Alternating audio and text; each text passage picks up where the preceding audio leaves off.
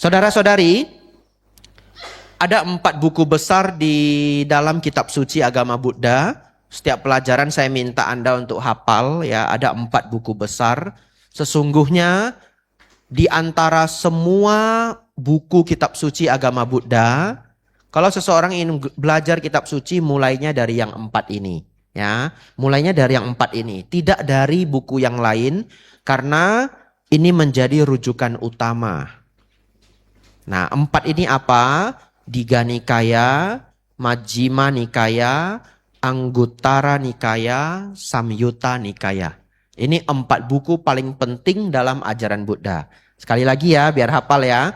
Nggak hafal juga diingat-ingat. Digha Nikaya, Majjhima Nikaya, Samyutta Nikaya, Anguttara Nikaya. Dibalik-balik ya enggak apa-apa. Ya, cuma biasanya saya selalu meletakkan Digha di atas Majjhima nomor 2. Majjhima itu artinya menengah. Jadi kalau Digha panjang, Majjhima itu lebih singkat. Ya, biasanya Majjhima Nikaya itu satu sutta seperti ini bisa 30 halaman. Kalau nanti Majjhima sekitar 14, lebih kurang. Tapi kalau dilihat dari Sigalowada Sutta ini, ternyata ini tidak terlalu panjang, ya. Ya, ini termasuk tidak terlalu panjang. Bahkan 2 halaman yang terakhir itu, 3 halaman yang terakhir itu adalah rangkuman, bukan bagian dari sutanya. Baik, saudara-saudari, kita langsung masuk saja. Sigalaka Sutta. Sutta nomor 31 kepada Sigalaka. Nasihat kepada umat awam. Demikianlah yang kudengar pada suatu ketika Sang Bagawa sedang menetap di Rajagaha, di taman Suakatupai di hutan bambu. Pada saat itu Sigalaka putra seorang perumah tangga setelah bangun pagi dan keluar dari Rajagaha sedang menyembah dengan pakaian dan rambut basah dan tangan dirangkapkan. Silakan digarisbawahi rambut basah. Ya. Ke arah yang berbeda-beda, ke timur, selatan, barat dan utara, ke bawah dan ke atas, ya. Kenapa saya minta saudara untuk menggarisbawahi rambut basah? Ini hanya menunjukkan bahwa dia seterburu-buru itu ya. Atau ritual ini dia anggap sangat penting. Sehingga begitu dia bangun, dia membersihkan diri, rambut belum kering saja, dia sudah langsung ritual. Ya, lanjut.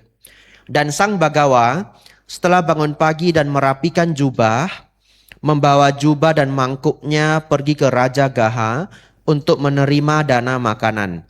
Dan melihat Sigalaka menyembah arah yang berbeda-beda, beliau berkata, "Putra perumah tangga, mengapa engkau bangun pagi untuk menyembah arah yang berbeda-beda?"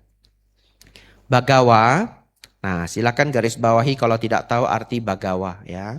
Bagawa itu nama lain dari Sang Buddha, artinya the fortunate one ya. The fortunate one itu artinya yang beruntung. Nah, tetapi di bahasa Indonesia sering dibuat lebih bagus ya menjadi yang berberkah. Tapi sebenarnya lebih mengena, Anda akan lebih paham secara langsung yang memiliki keberuntungan ya. Ini kita tes dulu Anda ngantuk apa enggak. Pemudanya namanya siapa? Tommy. Baik ya, masih fokus ya. Lanjut. Bagawa, ayahku ketika menjelang meninggal dunia menyuruhku melakukan hal ini. Dan karena itu Bagawa, demi hormatku kepada kata-kata ayahku yang sangat kuhargai, kuhormati dan kusucikan, aku bangun pagi dan menyembah dengan cara ini ke 6 arah. Baik, kita stop dulu. Setelah ini sudah Sang Buddha. Setelah ini pernyataan Sang Buddha. Pertanyaan saya, apa alasan Sigalaka menyembah 6 arah? Perintah sang ayah, betul ya? Ada alasan lain? Enggak ada. Boleh enggak kita mengatakan dari sisinya Sigalaka ini murni perintah sang ayah, betul? Berarti bagi dia ini ritual, betul? Dia juga enggak tahu apa maknanya. Yang penting dia lakukan saja, ya. Di masyarakat kita ada yang seperti itu sampai hari ini? Ada. Mungkin dulu kita juga seperti itu. Kalau ditanya kenapa kamu sembahyang seperti ini, tidak tahu. Turun-temurun, betul? Tapi mari kita lihat bagaimana Sang Buddha memberikan manfaat dhamma kepada si Galaka. Nah ini tips ya, kalau Anda tidak khawatir dengan kertasnya tercoret-coret, setiap saya stop, Anda juga kasih kode ya supaya tidak gampang lupa. Saya juga kasih garis gini. Ya, bahasnya sampai mana. Tetapi putra perumah tangga, itu bukanlah cara yang benar dalam menyembah 6 arah menurut disiplin Arya.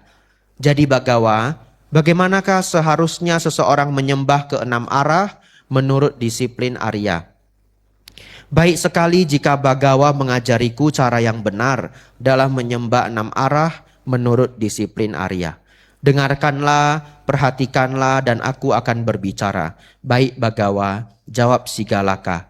Dan sang Bagawa berkata, perumah tangga muda adalah dengan meninggalkan 4 kekotoran perbuatan dan tidak melakukan kejahatan dari 4 penyebab.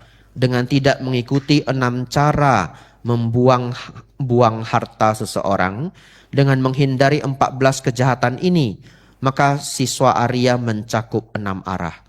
Dan dengan praktik demikian menjadi seorang penakluk dari 2 alam. Sehingga semuanya akan berjalan lancar baginya baik di alam ini maupun di alam berikutnya. Dan saat hancurnya jasmani, setelah kematian ia akan pergi ke alam bahagia, alam surga. Apakah 4 kekotoran perbuatan yang harus ditinggalkan? Pertama adalah membunuh. Kedua adalah mengambil apa yang tidak diberikan. Ketiga adalah pelanggaran seksual. Keempat adalah berbohong. Ini 4 kekotoran perbuatan yang harus ditinggalkan. Demikianlah Sang Bagawa berkata. Baik, tadi Anda mendengar banyak sekali bulir-bulir ya. Dan kalau kita hanya baca sekali, saya yakin saudara-saudari tidak bisa hafal. Anda ingat aja, si Galaka sudah dapat dharma yang pertama. Apa yang dhamma yang pertama? 5 sila, tapi dikurang. Berjudi, prostitusi, dan bermabukan juga. Menari, menyanyi, tidur di siang hari. Berkeliaran pada waktu yang salah. Bergaul dengan teman-teman jahat dan kekikiran menghancurkan seseorang. Ia bermain dadu dan meminum minuman keras. Dan berpergian bersama istri-istri orang lain. Ia mengambil jalan yang rendah, hina, dan memudar seperti bulan pada paru penyusutan. Pemabuk, hancur dan jatuh miskin. Semakin banyak minum, semakin haus. Bagaikan batu di dalam air akan tenggelam. Segera ia akan kehilangan sanak saudaranya. Ia yang menghabiskan hari-hari siangnya dalam tidur. Dan terjaga pada malam hari, menyukai kemabukan dan prostitusi, tidak mampu mempertahankan rumah yang layak. Terlalu dingin, terlalu panas, terlalu larut. Mereka mengeluh. Kemudian mengesampingkan pekerjaan mereka, hingga setiap kesempatan yang telah mereka miliki untuk melakukan kebajikan terlepaskan. Ini seperti syair Bapak Ibu Saudara ya. Jadi Sang Buddha merangkai ajaran beliau itu seperti syair, ya, seperti puisi ibaratnya. Tapi karena sudah diterjemahkan di bahasa kita, kita tidak bisa 100% ya memahami keindahan dari syair-syair ini.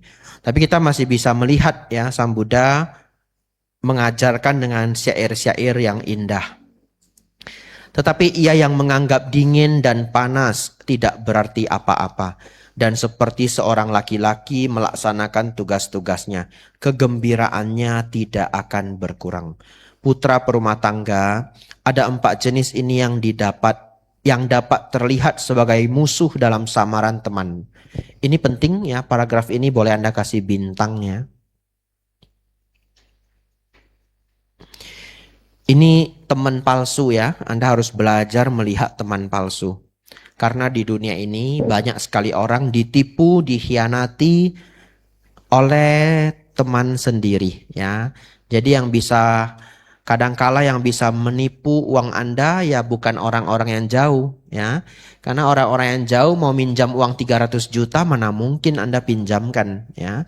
Oleh karena itu Anda harus punya skill mendeteksi teman saya ini teman asli apa atau teman palsu. Ini dari Sang Buddha.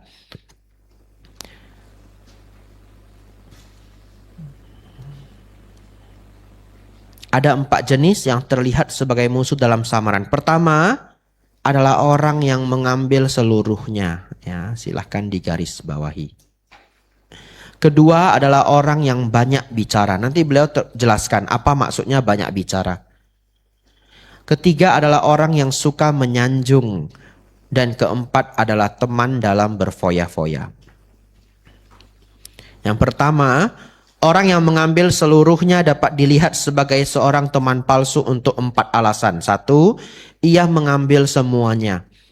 Ia menginginkan banyak dengan mengeluarkan sedikit. Apa yang harus ia lakukan karena takut. Dan ia mencari demi dirinya sendiri. Jadi ini ciri-ciri Bapak Ibu Saudara.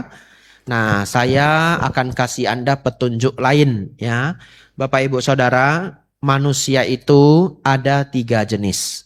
Ini tidak dari dharma, ini dari psikologi ya. Atau kita bisa mengatakan dari pengalaman seorang pakar. Manusia itu ada 3 jenis. 1, namanya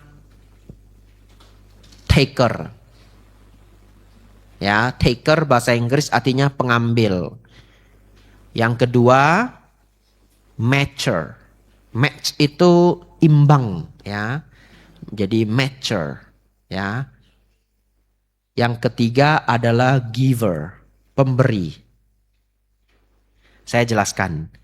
Ada orang sifatnya giver. Anda bisa cek teman-teman Anda sendiri sifatnya berbeda-beda.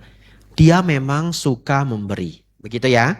Dia tidak mengharapkan imbalan juga. Memang dia hobi aja. Memang karakternya aja. Ya, kalau dia ada lebih dia kasih. Kita lihat yang nomor 2. Anda akan lihat begitu jelas orang yang nomor 1. Nomor 2 adalah matcher. Dan saya pikir ini paling banyak. Ya, matcher itu apa? Kalau kita berikan 1 dia balesnya 1. Ya, kalau dia berikan 2 dia balesnya 2. Ini sangat sering ya. Kalau kita dapat teman yang dia tidak dermawan-dermawan banget tapi dia fair. Ya kita traktir dia sekali, nanti entah kapan dia traktir kita sekali. Itu etika pergaulan, betul enggak? Ya. Tapi gawatnya di dunia ini ada yang namanya taker. Ya, pengambil. Dia pokoknya ambil aja, ambil aja, ambil aja. Dia tidak pernah memberi. Nah, jadi Bapak Ibu Saudara, saya menyarankan dalam hidup ini Anda bergaulah dengan giver dan matcher. Matcher masih oke banget, betul ya? Kasih 1, dia kasih 1. Ya, ini karakter ya. Ya, tapi kalau Anda ketemu orang dia ngambil aja, yang nggak pernah mau berbagi 1001 alasan ya, Anda sudah boleh lampu kuning. Tapi kapan lampu merah, Bante? Ini kriteria saya. Kalau Anda menemukan bahwa bahkan dia pelit terhadap orang tuanya sendiri.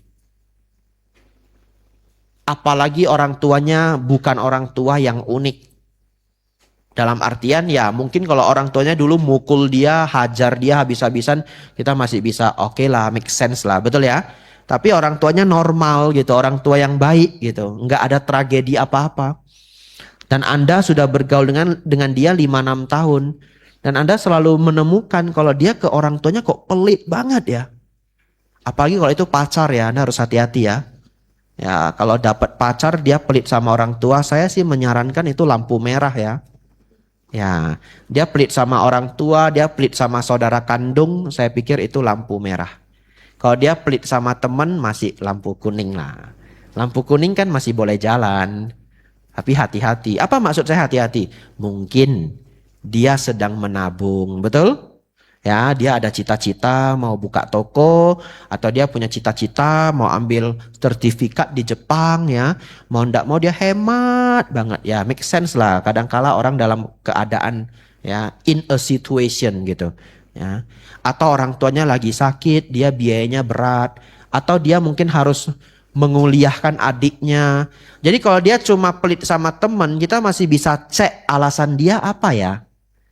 Tapi kalau dia pelit ke orang tua, saya pikir nggak ada alasan ya. Ya, pas Imlek dia pelit dia sama orang tua, atau pas apa kita bisa nemukan pokoknya dia pelit sama orang tua. Saya pikir itu lampu merah. Tapi Bapak Ibu Saudara, kembali ke Sang Buddha. Pokoknya Sang Buddha sudah wanti-wanti kita jangan dekat dengan orang yang mau mengambil seluruhnya ya, mau mengambil seluruhnya. Kita lanjut. Orang yang mengambil seluruhnya dapat dilihat sebagai teman palsu untuk 4 alasan. Ia mengambil semuanya. Ia menginginkan banyak dengan mengeluarkan sedikit.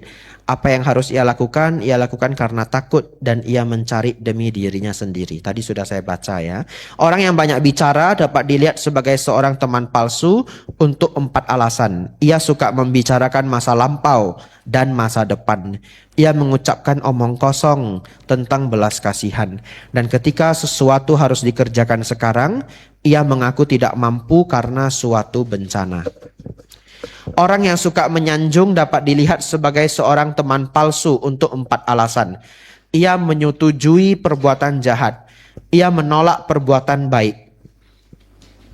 Ia memujimu di hadapanmu dan ia mencelamu di belakangmu. Ya, ini kriteria teman jahat ya.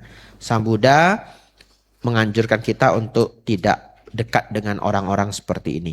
Teman dalam berfoya-foya dapat dilihat sebagai seorang teman palsu untuk 4 alasan. Ia mendampingimu ketika engkau sedang meminum minuman keras, ketika engkau sedang berkeliaran di jalan pada waktu yang tidak tepat, ketika engkau mengunjungi tempat hiburan, dan ketika engkau sedang berjudi. Demikianlah Sang Bagawa berkata. Dan setelah yang sempurna menempuh sang jalan berbicara, sang guru menambahkan, teman yang mencari apa yang ia peroleh, teman yang mengucapkan omong kosong, teman yang sekadar menyanjungmu, teman yang mendampingi dalam berfoya-foya. 4 ini adalah musuh yang sesungguhnya, bukan teman. Ia yang bijaksana mengenali ini, harus menjauhkan diri dari mereka, seperti dari jalan yang menakutkan. Putra perumah tangga, ada 4 jenis ini yang dapat terlihat sebagai teman setia. Pertama adalah teman yang suka membantu. Kedua adalah teman yang bersikap sama dalam saat-saat bahagia maupun tidak bahagia. Ketiga adalah teman yang menunjukkan apa yang baik bagimu. Dan keempat adalah teman simpatik. Teman yang suka membantu dapat dilihat sebagai seorang teman setia dalam 4 cara. Ia menjagamu ketika engkau lengah. Ia menjaga hartamu ketika engkau lengah. Ia adalah pelindung pelindung ketika engkau ketakutan, dan ketika suatu pekerjaan telah selesai, ia membiarkan engkau memiliki 2 kali dari yang engkau minta. Teman yang bersikap sama dalam saat-saat bahagia maupun tidak bahagia dapat dilihat sebagai seorang teman setia dalam 4 cara. Ia memberitahukan rahasianya kepadamu. Ia menjaga rahasiamu. Ia tidak akan membiarkanmu ketika engkau mengalami kemalangan. Ia bahkan akan mengorbankan hidupnya demi engkau. Teman-teman yang menunjukkan pada apa yang baik bagimu dapat dilihat sebagai seorang teman setia dalam 4 cara. Ia mencegahmu melakukan kejahatan. Ia mendukungmu melakukan kebaikan. Ia memberitahukan apa yang tidak engkau ketahui, dan ia menunjukkan jalan alam surga.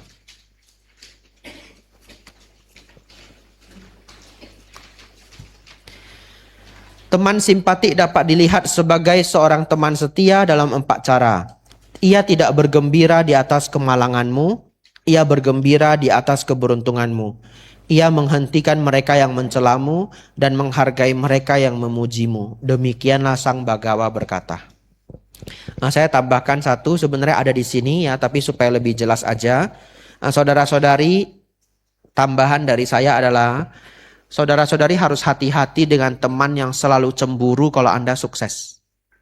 Ya, itu juga lampu kuning, ya. Tapi ingat, hampir setiap manusia itu memiliki kecemburuan. Kalau kecemburuan kecil, saya pikir masih boleh kita maklumi. Tapi kalau kecemburuan dia terlalu besar, saya tetap mengkategorikannya lampu kuning, ya. Dan Anda bisa lihat itu dari wajahnya. Tapi yang baik itu Anda punya teman yang mudita. Ingat, mudita. Artinya apa? Kalau Anda menceritakan kesuksesan Anda, keberhasilan Anda, dia sangat happy. Ya, Anda bisa lihat dari matanya dia happy. Karena mata itu sulit untuk dibohongi. Anda bisa lihat dari raut wajahnya dia benar-benar ikut happy. Ya. Itu teman yang harus Anda apresiasi. Ya, cari teman-teman yang kalau Anda sukses, dia happy. Ya. Silakan cari, ya. Kalau sudah punya bagus, ya.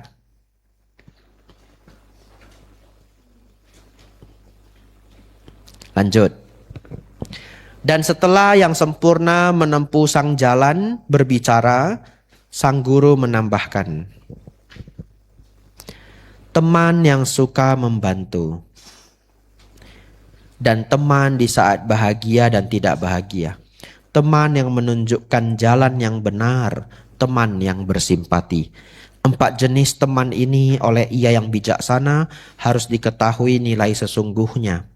Dan ia harus menghargai mereka dengan sepenuh hati, bagaikan seorang ibu terhadap anak kesayangannya. Silakan garis bawahi Bapak Ibu Saudara.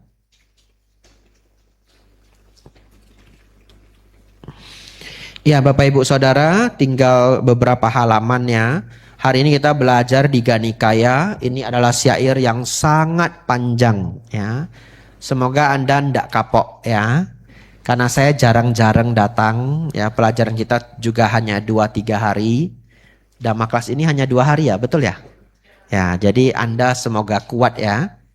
Saya tadi berpikir juga, aduh, kayaknya keliru ya saya masuk di Ganikaya di hari pertama. Takutnya pesertanya kapok Bapak Ibu, ya. Besok yang datang cuma setengah. Ya, jangan kapok ya. Pelajarannya cuma 2 hari. Ya. Jadi besok kalau hujan jangan mengatakan terlalu dingin. Tidak bisa dhamma kelas, gitu ya. Terlalu jauh, tidak bisa dhamma kelas. Terlalu lelah, tidak bisa dhamma kelas. Jangan. Cuma 2 hari. Ya, seret badan Anda kemari. Ya. Ya, betul. Seret badan Anda kemari. Kalau udah duduk kan mau semalas apapun mau ndak mau ngikut toh. Ya, dan hidup itu lucu loh. Kadang-kala kita bisa aja males sekali. Males sekali. Tapi Anda seret badan Anda, tiba-tiba ternyata itu kelas terbaik dalam hidup Anda. Betul ya? Nah, siapa tahu? Karena Anda nggak tahu toh besok topiknya apa? Nggak tahu toh? Anda nggak mungkin tahu. Wong saya aja belum tahu. Ya, saya aja belum tahu besok topiknya apa. Masih saya godok-godok. Saya tadi mikir ya, pas tadi balik ke Kuti 10 menit, 5 menit, saya mikir besok apa ya? Hari ini kok kepanjangan ya. Kalau mau bagus untuk anak muda, itu yang paling bagus di Gajanusutta sebenarnya. Tapi yang dapat banyak manfaat anak muda. Kalau dari persentase anak mudanya enggak terlalu banyak. Nah, gimana ini untuk membahagiakan semua pihak? Ya, nanti mungkin saya campur-campur ya. Pokoknya saya berusaha besok saya cari topik yang bagus. Mudah-mudahan sangat menginspirasi. Apa Bante? Belum tahu. Ya toh, nanti saya godok ya. Bapak Ibu Saudara, saya tadi minta Anda garis bawahi seorang ibu terhadap anak kesayangannya. Ini apa? Ini terhadap teman. Jadi ini syair yang sangat mengejutkan. Sang Buddha meminta Anda semua menjaga teman baik Anda seperti harta karun. Seperti seorang ibu menjaga anaknya. Kenapa? Karena Bapak Ibu Saudara, coba setuju enggak yang ada di ruangan ini? Semakin Anda berumur, Anda semakin sulit mendapatkan teman. Setuju enggak? Setuju ya? Apalagi yang namanya sahabat. Ya toh? Dan umumnya sahabat kita itu adalah peninggalan sahabat dari sekolah. Betul ya? Peninggalan sahabat dari kuliah. Nah, kadangkala dapatlah sedikit teman kerja yang jadi sahabat. Tapi umumnya orang jadi sahabat itu teman sekolah. Kenapa Bapak Ibu Saudara? Mungkin ya kalau saya lihat-lihat. Karena pada saat itulah kita lagi tulus-tulusnya. Bersahabat di sekolah itu kan nampak benar ya. Karakter teman kita 80% lah terbuka. Ya. Tapi kalau Anda nanti sudah berumur 30-an, 40-an ya. Apalagi Anda berhasil dalam kehidupan. Anda tidak tahu loh. Orang yang datang ke Anda itu ingin bersahabat atau punya agenda. Betul ya? Kita udah nggak bisa tahu. Semakin Anda berumur, Anda semakin sulit tahu. Nah, dan biasanya Anda kalau sudah berumur, Anda dapat temannya dari apa? Dari klub. Nah, klub senam. Betul ya? Klub bela diri. Klub sepedaan. Ya. Atau ikut tur jalan-jalan ketemu teman jadi sahabat. Kenapa? Karena ini nggak ada kepentingannya. Kan nggak mungkin toh sambil saya jangan senam. Sambil gerakan senam, proyek apa Bu? Nggak mungkin toh. Ya, nggak mungkin. Tapi ya kalau sudah berumur, kadangkala bisa juga ada yang datang karena ada agenda. Betul ya? Sudah senam, wah kita sudah berkawan 4 bulan. Ternyata akhirnya keluar asuransi. Misalnya ya. Ya, tapi bukan berarti itu buruk, itu masih 50-50. Ya, 50-50 maksudnya apa?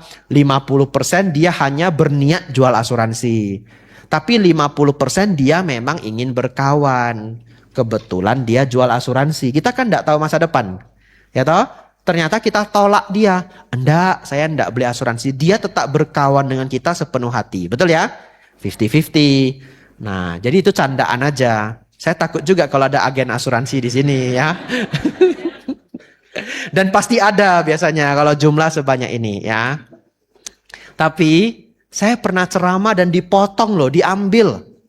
Karena saya ceramah di Masampati kalau tidak keliru di Kota Medan. Saya ngomong asuransi itu penting Bapak Ibu ya.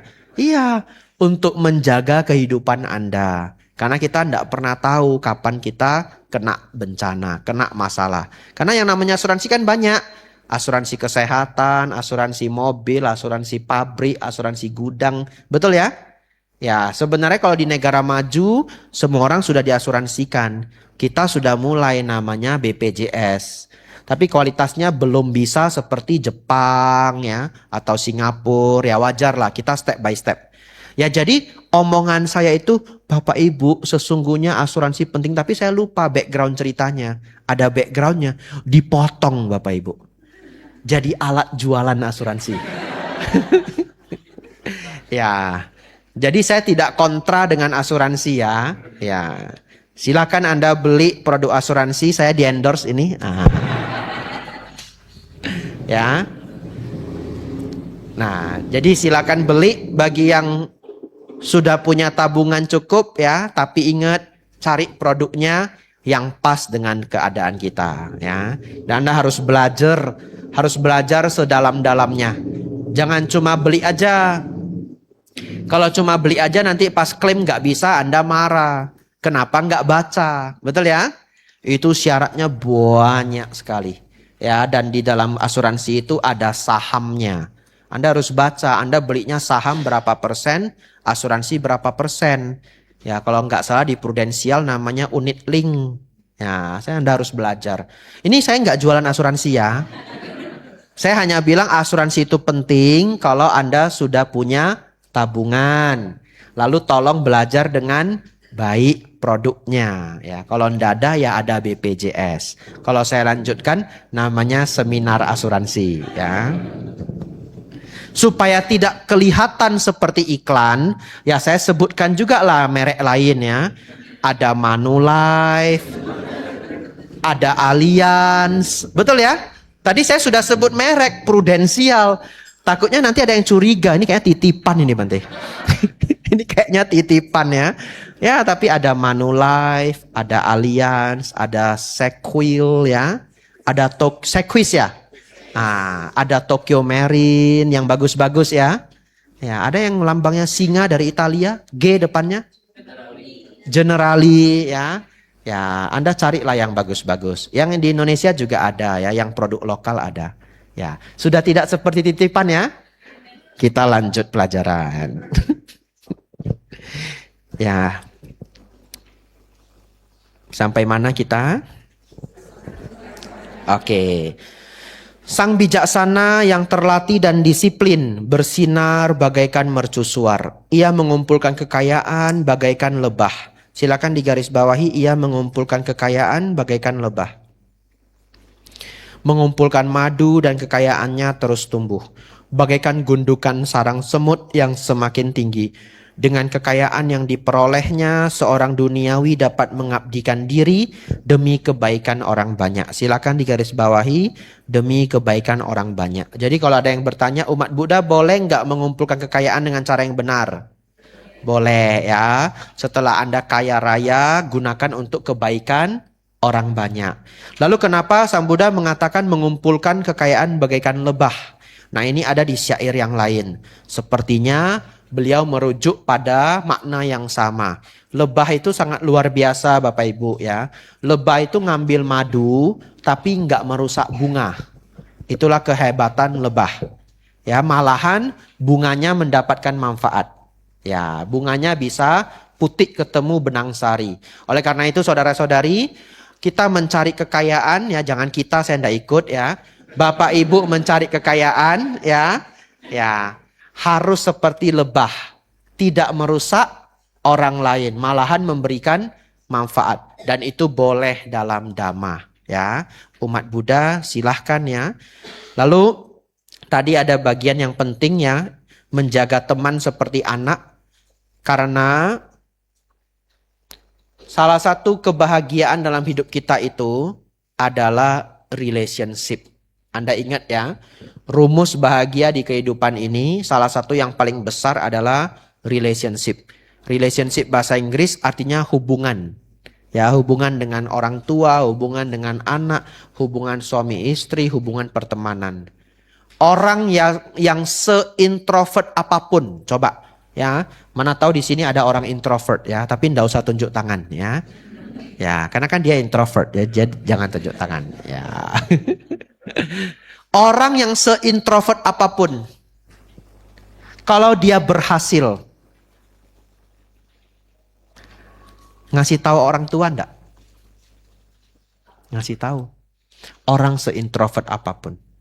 Kalau orang tua sudah enggak ada, ngasih tahu keluarga enggak? Ngasih. Minimal orang yang paling dia sayang. Minimal.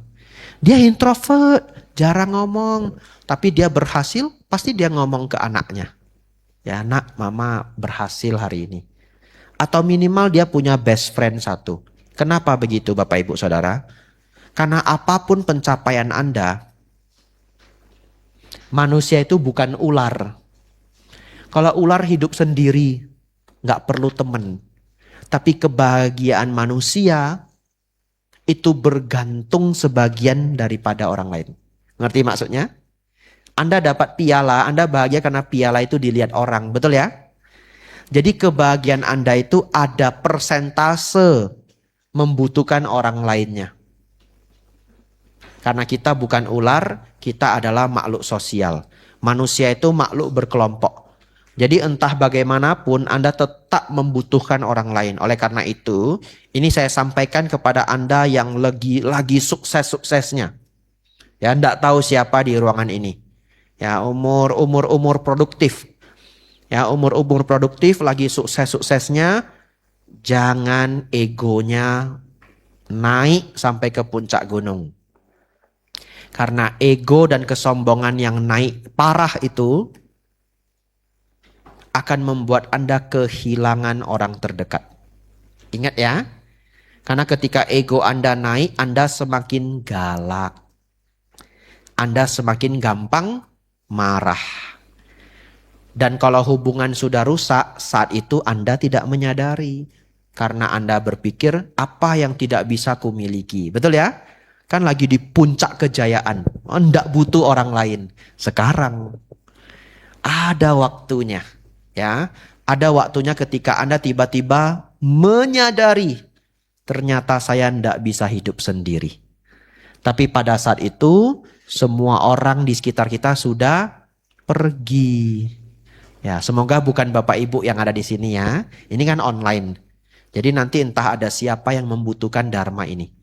Jadi semoga entah dimanapun, karena ini ada rekamannya, entah dimanapun orang yang sedang berjaya-jayanya, tanpa dia sadari egonya naik sampai ke puncak gunung, dia harus segera rem setelah dengar rekaman video ini. Dan turunin egonya lagi. Pelan-pelan orang-orang yang dia sayangi akan akrab kembali. Karena kita adalah makhluk berkelompok. Kita tidak bisa bahagia tanpa orang lain. Kalau Anda ingin bahagia tanpa orang lain, bisa. Jadi biku. Ya. Kalau Anda belum siap jadi biku, Anda pasti masih membutuhkan orang lain. Betul ya? Siapa di sini masih senang dipuji ada? Oh, enggak ada yang mau ngaku. Enggak apa-apa. Kita balik pertanyaannya. Siapa di sini yang kesel, yang sedih, yang marah kalau dicela ada? Ada ya? Kalau dicela kesel ya? Semua yang kalau dicela masih kesal, berarti dipuji masih seneng. Itu satu set. Salah tadi saya nanyanya ya. Siapa di sini dipuji seneng? Gak ada. Ya, harusnya siapa di sini dicela kesal? Ada Bante, berarti dipuji masih senang. Kalau Anda dipuji masih senang, dicela masih kesel, Anda masih membutuhkan orang lain. Oleh karena itu, jagalah sahabat Anda sebaik mungkin. Tapi nanti bahkan setelah Anda sudah jadi biku, yang konon kata Bante Abijato, enggak perlu orang lain lagi. Enggak benar juga. Pindah patah perlu enggak? Perlu. Coba kalau bikunya galaknya setengah mati. Betul ya? Selamat pagi Bante. Masih selamat saya? Jalan. Siang Bante. Tahu saya siang? Jalan. Setelah sebulan seperti itu, dana makan enggak ada satu orang pun. Untung masih ada pegawai wihara.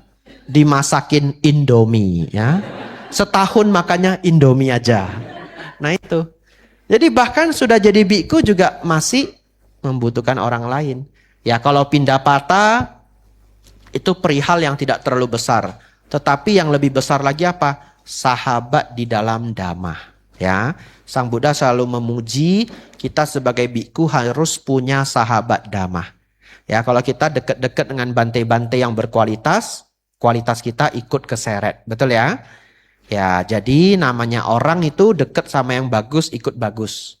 Dekat yang sama yang jelek, kalau ndak beruntung ikut jelek. Ya, lanjut. Masih panjang nih, Diga Nikaya Bapak Ibu. Ia harus membagi kekayaannya menjadi 4. Ini akan sangat bermanfaat. Sebagian boleh ia nikmati sesuka hati. 2 bagian harus digunakan untuk pekerjaan. Bagian keempat harus disimpan sebagai cadangan pada saat dibutuhkan. Silakan kita buat persen-persenan ya, biar anak muda ini gampang mengingat ya. Yang boleh dinikmati sesuka hati berapa persen? 25% ya. 2 bagian harus digunakan untuk pekerjaan. Bagian keempat harus disimpan sebagai cadangan pada saat dibutuhkan. 50% untuk pekerjaan ya. 25% terakhir untuk tabungan. Jadi ini nasihat Sang Buddha ya, supaya kita tidak boros. Jadi kalau nanti punya penghasilan jangan lupa ya 25% dipakai, ya kecuali gajinya masih kecil ya enggak apa-apa. Tapi nanti kalau gajinya sudah besar, sudah bisa 25% menutup bulanan, maka diupayakan 25% saja untuk dijajan ya. 50% untuk ditabung kembali. Ditabung kembali itu bisa investasi untuk pelajaran ya, bisa investasi untuk pekerjaan apapun itu ya. Mungkin butuh laptop, mungkin untuk ditabung untuk buka toko. Ya kalau pekerjaannya berhubungan dengan mobil ya, misalkan perlu pick up ya dia ambil 50% itu untuk pick up dan sebagainya dan sebagainya. Lanjut. Dan bagaimanakah putra perumah tangga, siswa Arya melindungi 6 penjuru. 6 hal harus dianggap sebagai 6 penjuru. Nah akhirnya Bapak Ibu Saudara, setelah Dharma yang sangat panjang ini, Sang Buddha baru nyinggung 6 arah. Ya ini luar biasanya Sang Buddha. Jadi pemuda Sigalaka sudah dapat Dharma yang begitu lengkap. Saya pikir ya, percakapan ini walaupun kita menghabiskan 2 jam ini barusan, kita ini cepet, ini loh, ngebut loh kita, betul ya? Kalau Sang Buddha dengan pemuda Sigalaka itu kan kayak guru ngomong ke murid toh. Saya pikir percakapan ini bisa 3-4 jam. Pelan-pelan diberitahu, pelan-pelan diberitahu ya. Akhirnya kita masuk ke 6 arah. 6 hal ini harus dianggap sebagai 6 penjuru. Timur merupakan ibu dan ayah. Selatan adalah guru-guru. Barat adalah istri dan anak-anak. Utara merupakan teman-teman dan rekan-rekan. Bawah adalah para pelayan, pekerja dan pembantu. Atas adalah para petapa dan brahmana. Ada 5 cara seorang putra melayani ibu dan ayahnya sebagai arah timur. Ia harus berpikir, setelah disokong mereka, aku harus menyokong mereka. Aku harus melakukan tugas-tugas mereka untuk mereka. Aku harus menjaga tradisi keluarga. Aku akan layak atas warisanku. Setelah orang tuaku meninggal dunia, aku akan membagikan persembahan mewakili mereka. Dan ada 5 cara oleh orang tua yang dilayani demikian oleh putra mereka sebagai arah timur. Aku membalas. Mereka harus menjauhkannya dari kejahatan. Ini tugas orang tua ke anak ya. Jadi orang tua harus menjauhkan anak dari kejahatan. Mendukungnya dalam melakukan kebaikan. Mengajarinya suatu keterampilan. Jadi orang tua harus mengajarkan anaknya skill ya.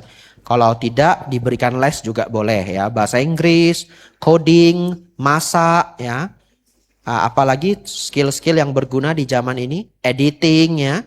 Ya, fotografi kalau dia memang serius ya, dan skill-skill lainnya. Mencarikan istri yang pantas. Ini zaman dulu. Suami ini harus ke istri seperti ini dengan menghormatinya, respect ya, dengan tidak dengan memberikan kekuasaan kepadanya, dengan memberikan perhiasan kepadanya. Catat yang terakhir ini ya. Ya, ini terkenal ini kalau bahas Sigalowada Sutta ini terkenal ya. Jadi suami wajib memberikan perhiasan kepada istri kalau problem ekonomi sudah selesai ya. Kalau problem ekonomi belum selesai, Bante gimana? Sabar dulu ya. Ya, tapi ini bagus ya. Sang Buddha meminta para suami tidak meremehkan istri ya. Kenapa Bapak Ibu Saudara? Karena kalau kita sudah nggak respect, hubungan nanti rusak ya. Oleh karena itu saya mau kasih tips karena ini direkam online ya. Nanti akan terpakai entah oleh siapa dimanapun. Kalau Anda sangat sayang pada anak Anda, maka Anda harus sangat sayang kepada istri Anda. Begitu juga sebaliknya. Istri harus sayang sama suaminya. Kenapa? Karena Anda sedang memberikan contoh bagaimana berumah tangga yang baik. Ya, jadi kalau entah di mana ada orang yang respect ke istrinya turun, atau istri respect ke suaminya turun, ingatlah anak Anda. Ngerti maksudnya ya? Itu bukan hanya masalah suami istri, tapi juga masalah nanti ke anak. Kalau Anda ingin anak Anda itu punya contoh yang bagus, maka Anda harus menampilkan hubungan yang lebih baik. Ya, itu saja tips dari saya. Ya, lalu Anda tambahkan respect Anda ke suami atau istri. Tapi saya pernah ketemu ya luar biasa sekali, ya terngiang di kepala saya sampai hari ini. Ada umat lapor ke saya, Bante, suami saya baik sekali Bante. Baik sekali. Wah, jarang saya dilaporin begini ya. Ya, biasanya sebaliknya ya. Bante, suami saya Bante, aduh, tidak pernah ketemu dimanapun Bante. Cuma ada satu yang kayak begini. Tapi saya pernah dapat. Bante, suami saya Bante, baik sekali. Ya, jadi semoga yang di ruangan ini ya, hubungannya menjadi jauh lebih baik. Sudah baik Bante, luar biasa. Ya, lanjut.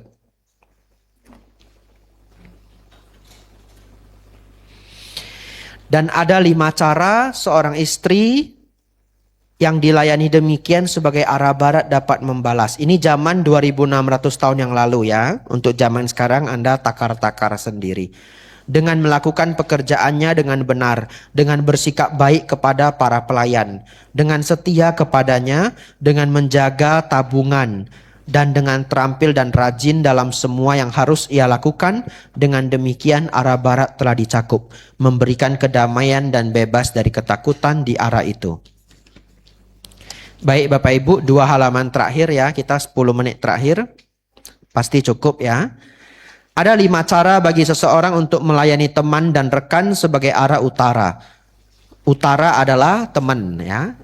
Dengan pemberian, dengan kata-kata yang baik, dengan menjaga kesejahteraan mereka, dengan memperlakukan mereka seperti diri sendiri, dengan menepati janjinya. Dan ada 5 cara bagi teman dan rekan yang dilayani demikian sebagai arah utara dapat membalas. Dengan menjaganya saat ia lengah, dengan menjaga hartanya saat ia lengah, dengan menjadi pelindung baginya saat ia ketakutan, dengan tidak meninggalkannya saat ia berada dalam masalah, dan dengan menunjukkan perhatian terhadap anak-anaknya. Dengan demikian arah utara telah dicakup, memberikan kedamaian dan bebas dari ketakutan di arah itu. 5 cara bagi seorang majikan melayani para pelayan dan para pekerjanya sebagai arah bawah. Dengan mengatur pekerjaan mereka sesuai kekuatan mereka. Dengan memberikan makan dan upah. Dengan merawat mereka ketika mereka sakit. Dengan berbagi makanan lezat dengan mereka. Dan dengan memberikan hari libur pada waktu yang tepat. Dan ada 5 cara bagi para pelayan dan para pekerja yang dilayani demikian sebagai arah bawah dapat membalas. Dengan bangun tidur lebih pagi daripada majikannya. Dengan pergi tidur lebih larut daripada majikannya. Mengambil hanya apa yang diberikan. Melakukan tugas-tugas mereka dengan benar. Dan menjadi pembawa pujian dan reputasi baik bagi majikannya. Dengan demikian arah bawah telah dicakup, memberikan kedamaian dan bebas dari ketakutan di arah itu. Bapak Ibu Saudara, ini sangat luar biasa ya, karena sebenarnya di zaman Sang Buddha ini masih penuh dengan perbudakan, betul ya? Dan umumnya para pelayan itu sama sekali tidak dihargai. Luar biasanya Sang Buddha yang lahir di zaman itu bukan zaman yang sudah terbebas dari perbudakan. Ini zaman yang sudah kuno banget ya. Tetapi beliau mengajarkan untuk kita menghargai orang yang bekerja dengan kita. Ya, kalau Anda pahami ini dengan konsep, dengan mindset 2600 tahun yang lalu, ini sungguh sangat luar biasa. Tapi kalau Anda pahami dengan zaman ini ya sudah biasa, betul ya? Zaman sekarang seseorang bekerja di level apapun ya dihargai, betul ya?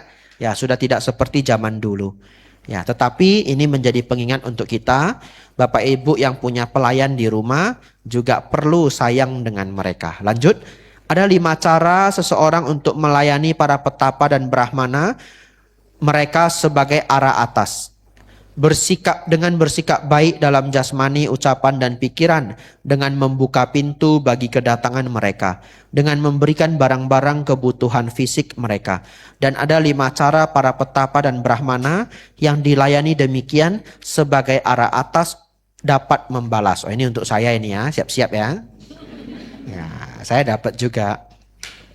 Mereka akan menjauhkannya dari kejahatan. Ingat ya, jangan berjudi. Ingat ya. Ya, lanjut. Mendukungnya dalam melakukan kebaikan. Bapak Ibu, senanglah berbuat kebajikan ya. Berbelas kasihan kepadanya. Semoga yang sakit cepat sembuh ya. Mengajarinya apa yang belum pernah ia dengar. Sigalo wadasuta ya. Walaupun panjang Bapak Ibu sabar ya. Sudah mau kelar ya. dan menunjukkan jalan menuju alam surga. Sadu, sadu, sadu ya. Kalau sudah ikut Dhamma kelas pasti masuk surga ya. Itu levelnya sudah tinggi itu Dhamma kelas ya. Ya benar ini ya. Ya. Surga sudah sejengkal dengan Anda. Kira-kira begitu. Sudah pede saya. Ya. Dengan demikian arah atas telah dicakup, memberikan kedamaian dan bebas dari ketakutan di arah itu. Demikianlah Sang Bagawa berkata. Dan setelah yang sempurna menempuh sang jalan berbicara, Sang Guru menambahkan. Ini habis Bapak Ibu ya. Ini syair terakhir, ini syair ya, seperti puisi, merangkum semua pelajaran yang Sang Buddha berikan. Saya minta Bapak Ibu kusyuk ya, ini terakhir. Saya akan baca pelan-pelan, Anda ratapi, Anda masukkan ke dalam hati ya. Anda boleh persiapkan pena, garis bawahi bagian yang paling Anda perlukan. Karena setiap orang PR-nya berbeda-beda. Ibu ayah di arah timur, para guru di arah selatan, istri dan anak-anak di arah barat, teman dan rekan di arah utara, para pelayan dan pekerja di bawah, para petapa dan brahmana di atas. Arah-arah ini harus dihormati oleh seorang yang baik. Ia yang bijaksana dan disiplin, baik hati dan cerdas, rendah hati, bebas dari keangkuhan. Seorang demikian akan mendapatkan keuntungan, bangun pagi mencemooh kemalasan, tidak tergoyahkan oleh kemalangan, berperilaku tidak tercela, cerdas. Seorang demikian akan mendapatkan keuntungan, bergaul dengan teman-teman dan memelihara mereka, menyambut kedatangan mereka, tidak menjadi tuan rumah yang kikir. Seorang penuntun, guru dan teman, seorang demikian akan mendapatkan keuntungan, memberikan persembahan dan berkata-kata yang baik, menjalani kehidupan demi kesejahteraan orang lain, tidak membeda-bedakan dalam segala hal, tidak memihak menuruti tuntutan situasi. Hal-hal ini membuat dunia berputar, bagaikan sumbu roda kereta. Jika hal-hal demikian tidak ada ibu yang akan mendapatkan dari anaknya penghormatan dan penghargaan. Tidak juga ayah sebagaimana seharusnya mereka dapatkan. Tetapi karena kualitas-kualitas ini dianut oleh para bijaksana dengan penuh hormat, maka hal-hal ini terlihat menonjol dan sangat dipuji oleh semua. Mendengar kata-kata ini, Sigalaka berkata kepada Sang Bagawa, "Sungguh menakjubkan Bagawa, bagus sekali, bagaikan seorang yang menegakkan apa yang terbalik, atau menunjukkan jalan bagi ia yang tersesat, atau menyalakan pelita di dalam gelap, sehingga mereka memiliki mata dapat melihat apa yang ada di sana. Demikian pula yang mulia Gotama telah membabarkan Dhamma dalam berbagai cara. Sudilah yang mulia Gotama menerimaku sejak hari ini sebagai seorang siswa awam hingga akhir hidupku." Anumodana semuanya ya, panjang sekali Digha Nikaya. Luar biasa, Bapak Ibu ikuti sampai habis ya. Tidak ada pertanyaan untuk malam ini karena sudah larut ya. Besok Bapak Ibu bukan Digha Nikaya. Ya. Ya, cukup hari ini Digha Nikaya panjang sekali. Besok bukan Digha Nikaya. Tetap semangat ya. Saya tunggu Anda besok ya. Seret badan Anda walaupun besok hujan ya. Seret badan Anda ya. Ya. Mari kita tutup ya. Sabe sata bhavantu sukitata.